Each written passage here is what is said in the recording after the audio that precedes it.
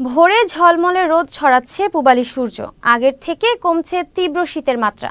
তবুও তাপমাত্রার পারদ ৯ ডিগ্রির ঘরে। সন্ধ্যার পর হিমেল বাতাসে বাড়তে থাকে শীতের দাপট।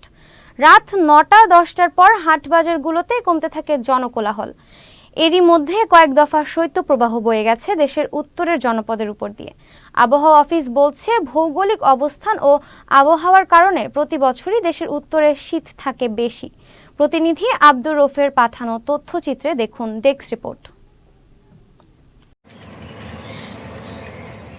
বৈচিত্র্যময় প্রকৃতির অপরূপ সৌন্দর্যের পসরা নিয়ে এবারও উত্তরের জেলা পঞ্চগড়ে শীত আর হালকা বাতাসের সাথে মিশেছে ঘন কুয়াশা। হিমালয়ের কাছাকাছি হওয়ায় প্রতি বছরই আগাম শীত যেন আসে, তেমনি শীত চলে যায় সবার শেষে।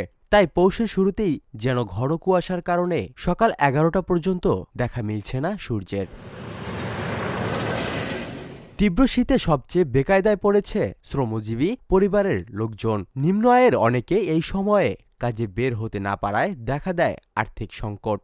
পঞ্চগড়ে প্রচুর শীত, বিকেল হলে প্রচুর কুয়াশা, সারা রাত প্রচুর কুয়াশা, সকাল পর্যন্ত কুয়াশা থাকে।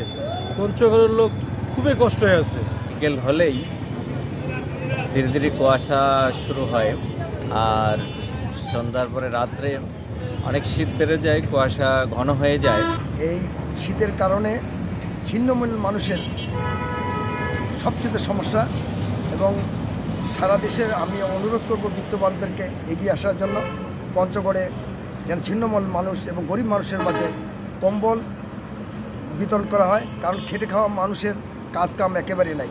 এছাড়া শিশু ও বয়োবৃদ্ধদের ডায়রিয়া, সর্দি, কাশি, শ্বাসকষ্ট সহ ঠান্ডাজনিত বিভিন্ন রোগে আক্রান্তের হার বেড়েই চলছে। আর বাবুটার কালকে থেকে হঠাৎ পেটের ব্যথা এবং বমি, কাল ফজরের নামাজের পর থেকেই আর কি।